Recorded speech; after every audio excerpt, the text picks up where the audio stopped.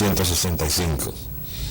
Esta serie la hemos comenzado comentando el libro del doctor Víctor Gómez Bollés, que ha recogido el testimonio básicamente del capitán constitucionalista Ricardo Boden, pero también tiene una serie de informaciones que no responden a la verdad de lo que aconteció en esos días difíciles, en donde solamente los que estábamos allí, como quien les habla, podemos dar un testimonio de verdad.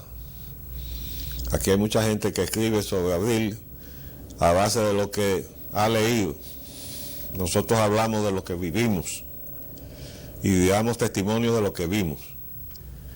Entonces, tenemos que rectificar varios de los conceptos y de las afirmaciones que contiene el libro del doctor Gómez Bollés, a quien le agradecemos de todas maneras su cortesía de llamarnos y solicitar nuestra colaboración para su libro. Nosotros le mandamos nuestro testimonio por razones que no conocemos. Nuestro testimonio no salió. Le mandamos el testimonio de 3 libros escritos por extranjeros y uno de un dominicano que se llama Víctor Grimaldi. ¿Para qué? Bueno, para que la conjunción de 3 autores diferentes saque la verdad y que todo el mundo pueda darse cuenta que cuando nosotros entonces hablamos en primera persona coincide con lo que han recogido aquellos otros actores que dejaron su testimonio en documentos de la embajada, y los que han escrito los libros se han nutrido de los archivos del Departamento de Estado de los Estados Unidos. Ahí está la cronología de todo el que entró y salió de la embajada de Estados Unidos, como lo hace, imagino yo, diariamente. Pero en esos días álgidos, esos días y esos récords pasan a la historia. Y por eso es importante que quede constancia, y así está detallado en el libro de Grimaldi. A tal hora entró el mando militar constitucionalista en la mañana del martes 27 a la embajada. A tal hora volvió el mando constitucionalista otra vez a la embajada. A tal hora en la tarde volvieron otra vez. Eso fue así.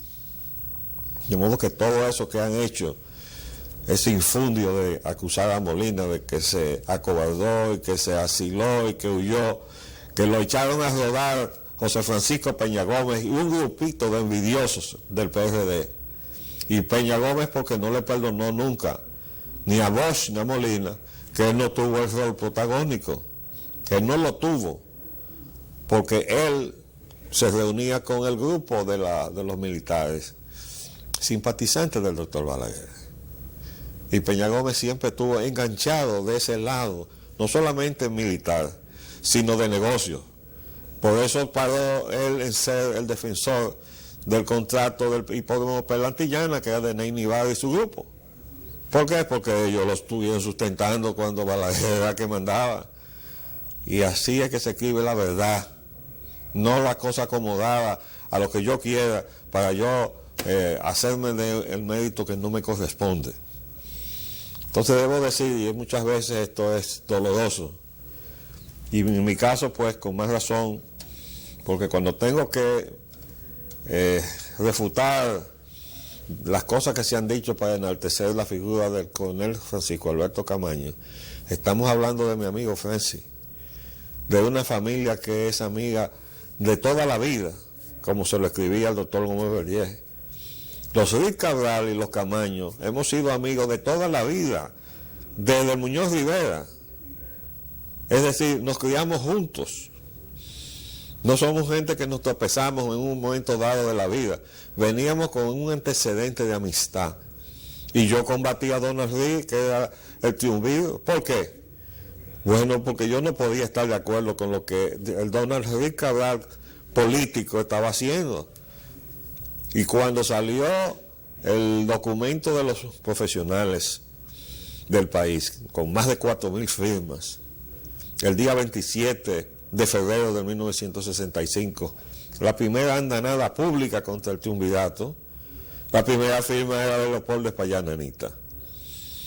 Y Donald Reed me mandó a preguntar con mi hermana, Josefina, que trabajaba en la consultoría jurídica del Poder Ejecutivo, pregúntale a Leopoldo, como me decía él, no me decían Polín, que es mi apodo heredado de mi abuelo junto con el nombre. ¿Qué le pasa a Leopoldo conmigo? Y yo le mandé a decir, contigo no me pasa nada, pero con el político que está sentado ahí sí. Y yo fui desde el primer momento opuesto al golpe del 63 y luego a el triunvirato, con todo lo que siguió. Entonces, pero eso no tiene que ver con el sentimiento personal, pero explica por qué había un vínculo que me permitió, cuando fue necesario, reclutar a Francis Camaño. Quien recluta a Francis Camaño para llevarlo al movimiento fue quien les está hablando aquí. Y tengo de testimonio a la familia del coronel Camaño, que puede decir si no existía ese vínculo. Ahora, que Francis fue llevado a muchísimos errores, sí, claro. No sabemos de quién fue la idea de coger para la embajada el martes 27 sin el conocimiento del presidente provisional Molina Ureña. Pero quien quiera que fuera el de la idea, todos se metieron en eso y todos incurrieron en un acto de traición. Eso no lo hace ningún militar cuando tiene un superior a quien responderle. Sobre todo porque hay un testimonio en uno de los libros de que el agregado político de la embajada, que estaba conversando con el mando militar constitucionalista, llegó un momento que le dijo, ¿y ustedes estarían dispuestos a cambiar la fórmula, que era el regreso del profesor Bosch? Y el mando constitucionalista dijo que sí. Y le dice el agregado político de la embajada, ¿y qué piensa el doctor Molina de eso? Dice, no sabemos, él está allá en Palacio. Efectivamente, el doctor Molina pudo ser el Allende dominicano, porque su disposición era morirse en Palacio antes de abandonarlo. ¿Por qué salió del Palacio? Porque su jefe militar, a quien había designado en la mañana del 27, Francisco Alberto Camaño Deñó, que había ido a la embajada repetidas veces sin su conocimiento, se apersonó él mismo al Palacio Nacional a sacar a Molina y a decirle que él tenía que ir y hablar con el embajador Tapley Bennett que había llegado. Cuando Molina se encuentra con la persona de Camaño, se da cuenta que ya no era presidente. Porque si su jefe militar ha ido a la embajada varias veces, sin él saberlo, entonces ya no era presidente. Y nosotros estábamos alojados en ese primer nivel del Palacio Nacional, soportando el bombardeo de la Marina y los ametrallamientos y los cohetes de la aviación, sin claudicar. Pero nosotros entendemos la buena intención que pudo haber de ir a buscar que se suspendiera el bombardeo de la ciudad. Pero, por Dios, los que fueron a hacer esa gestión tenían que entender que eso se iba a ver desde el otro lado como un acto de rendición. Y así actuó ese prepotente de Tapley Bennett cuando llegó. Lo que dijo, no, ustedes no tienen aquí nada que hacer más que rendirse. Eso fue la actitud de ese señor. Ahora, de ahí, de esa reunión con Tapley Bennett, no es verdad que Camaño salió para el puente a pelear, que es la versión que tiene Víctor Gómez Berlleja. De ahí salimos caminando, todo el grupo, Molina a la cabeza, y todo el grupo militar con Camaño, y quien les habla, 2 cuadras hasta la avenida Bolívar, bajando a Leopoldo Navarro, donde estaba la casa de mis padres, que fue construida ahí en el año 37 y nos mudamos en el 38, y desde entonces vivíamos nosotros ahí en Gascue, con todos esos amigos, los Reed y los Camaño y comparsa. Entonces caminamos hasta la Bolívar y ahí Molina tuvo la última reunión con el grupo militar y ahí les reprochó lo que acababan de hacer. Y Francia, avergonzado, que no se había percatado de lo que había hecho, tiró su fusil en el piso y se agarró la cabeza, porque ahí fue que se dio cuenta. Y de ahí, de mi casa, todo ese mando militar, incluyendo a Francis Camaño, se fue a asilar. Francis se asiló en El Salvador, en la Embajada de El Salvador, y el único que no se asiló fue Montes Arache, Manuel Ramón Montes Arache, que se fue con sus hombres rana desde la embajada hacia el puente a pelear. Y quiero dar un detallito, Cuando entrábamos a la embajada, el Molina ya apesadumbrado por la situación que había creado el mando militar constitucionalista, obligado a ir a hablar con ese petulante embajador. En la puerta había un militar que le dijo a los militares dominicanos: ¿y qué hacen ustedes aquí? Se lo dijo a sí mismo. Bueno, quiero dar otro detalle. Cuando terminó la reunión en mi casa, que salieron todos a asilarse, antes de eso se había apersonado a mi casa Milito Fernández y me encontró redactando a mano un documento que yo quería que me lo firmaran todos, dejando constancia histórica, porque yo sí me di cuenta la dimensión de lo que se acababa de vivir. Digo, esto va a pasar a la historia como un desastre, pero yo quiero que los responsables aparezcan. Y yo quería que los militares me firmaran ese documento hecho a mano, diciendo que ellos habían ido por su propia iniciativa a la embajada. Y en eso llega Milito y dice: ¿qué es eso? Y coge el documento y dice: nosotros no podemos firmar eso, y me lo rompió. Y salió por ahí disparado, porque ese fue Milito Fernández, traidor, porque incluso delató a su hermano. Y por eso Rafael Tomás Fernández Domínguez no estaba en este país cuando el movimiento surge.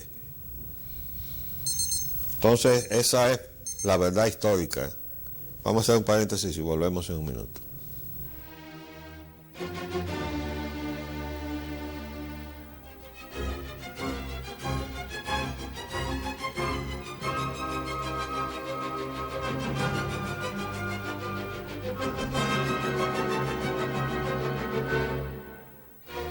Pues bien, terminando ya la reunión de Molina con los militares y habiendo estos partidos ya asilarse, se quedó un militar con Molina, que yo me descuidé y no tomé nunca su nombre, porque él no perteneció al movimiento constitucionalista, era un mayor del cuerpo de ayudantes militares, que desde que Molina tomó posesión se les reportó, le dijo: yo soy su edecán, señor. Y estuvo al lado de Molina todo el tiempo y no se separó de él ni un momento. Y cuando se fueron todos los militares constitucionalistas, los que estaban comprometidos con el movimiento, ese militar que no pertenecía, no había sido parte de esa conjura patriótica, no se quería ir. No, señor, yo no lo puedo dejar. No quería dejar solo a Molina. Molina le tuvo que ordenar: váyase, mayor, ya usted terminó su misión. Yo le ordeno que se vaya. Y así se fue ese señor, cuyo nombre no pude tomar para dejar constancia de su hombría de bien y de su sentido de responsabilidad militar. Eso es una conducta de un militar. Bueno, otros aspectos de lo que dice el libro de Gómez Berger. Gómez Berger dice que Bosch fue el culpable del golpe. Es decir, eso es un absurdo. Eso es desde luego resultado de las cosas que dice uno y que dice el otro, etc. El profesor Bosch, Juan Bosch, tenía muchos defectos. era irascible, con una paciencia muy corta. Como todos los grandes hombres y los hombres de gran inteligencia, era muy terco, muy apegado a sus ideas, y se molestaba cuando usted le contrariaba. Yo eso lo probé cuando viajé a Puerto Rico en los primeros días de enero a darle el informe de la marcha de los preparativos del movimiento. Y después que yo rendí mi informe, que lo encontré allá donde lo tenía el gobernador Muñoz Marín, muy bien alojado en una casa de 2 niveles, de piedras, el profesor Bosch puso un tema que era de mi dominio profesional, o sea, puso un problema relativo a las ciudades o las urbes, problemas urbanísticos. Yo pensé que él quería mi opinión, pero no era así. Él quería demostrar lo mucho que él sabía de eso, y cuando comenzó a desviar algunos conceptos, yo cometí la imprudencia de llevarle la contraria, y el profesor Bosch se paró y dio por terminada la reunión ahí mismo. Y al regreso yo le dije al doctor Molina, nosotros vamos a seguir en esto, pero a este hombre hay que rodearlo de gente que le sepa decir que no, porque mira lo que me pasó, y les relaté. Pero es poco conocido que el profesor Bosch tuvo no solamente un enfrentamiento con sus compañeros de partidos que estaban en el Congreso por el asunto militar, que le habían estado aconsejando que cambiara, moviera el mando militar que había heredado del Consejo de Estado. Y él no quiso hacerlo. Él le decía, no, que mis muchachos, no sé cómo se imbuyó él de que ese grupo podía serle leal. Ese grupo era leal a las órdenes que recibía del Pentágono. Y si el Pentágono le decía, usted tiene que ser leal a ese hombre, ellos lo eran. Si le decían, túmbenlo, ellos lo tumbaban. Y ahí quiero decir lo siguiente, para que estemos claros. John F. Kennedy, con quien Bosch se entrevistó siendo presidente electo, nunca reconoció al triunvirato que sucedió a Bosch después del golpe que lo depuso. Nunca. O sea, el golpe se produce el 25 de septiembre. Y entre el 25 de septiembre y el 22 de noviembre, en que asesinan a Kennedy, el movimiento recibía recados del presidente Kennedy a través del encargado de la CIA en la embajada. Y como Molina no podía salir a entrevistarse con ese señor, se entrevistaba conmigo. Me visitó en el edificio Copelo, donde yo tenía mi oficina profesional, un par de veces, y me entrevisté con él ahí casi al lado del Colegio Santo Domingo, en una calle que muere ahí, donde hay una residencia que fue del profesor don Humberto Ruiz Castillo, y que había unas oficinas ahí. Y ahí nos entrevistamos la última vez. Ahí él nos daba los recados que nos enviaba el presidente, o la gente que el presidente tenía siguiéndole la situación de la República Dominicana, el presidente Kennedy. Para que ustedes vean la diferencia, en un momento dado nos trae él el recado. Ustedes tienen que hacer que el pueblo demuestre que la causa del profesor Bosch es popular, porque no había habido ninguna manifestación cuando se produjo el golpe en contra del golpe. Entonces nosotros organizamos una protesta a partir de una congestión natural que se producía en la avenida George Washington. Nos concertamos un grupo en automóvil para detenernos en esa hora, que era a media tarde, ¿Para qué? Para que la gente comenzara a tocar bocina, como es natural. Y entonces nosotros le dábamos a la bocina el ritmo, pa, pa, pa, pa, pa, pa, pa, pa, y así, como todo el mundo sigue, es una reacción natural. Al poco rato, toda la avenida George Washington estaba tapada de automóviles que estaban marchando con ese ritmo. O sea, esa fue una protesta. Y al ratito teníamos nosotros el comando del casco blanco que estaba frente a la Cancillería. Inmediatamente cruzó la George Washington a tomar medidas contra nosotros. Bueno, y ahí salieron muchos de los del grupo detenidos y pasaron la noche en el Palacio Nacional. Yo me libré porque tenía un automóvil muy grande, se me metió un policía en el automóvil, yo le puse la cara dura, él medio que se espantó, se apió del carro y yo arranqué por ahí. Y por eso no fui detenido, pero ahí cayeron muchos detenidos, hombres y mujeres, que estaban participando en esa manifestación. Bueno, así, mientras nosotros recibíamos ese tipo de indicación, demuestren que la causa de ustedes tiene popularidad. A Donald Reed le llegaba un tal coronel Reed, que se escribía R-E-E-D, con los consejos que le mandaba al Pentágono.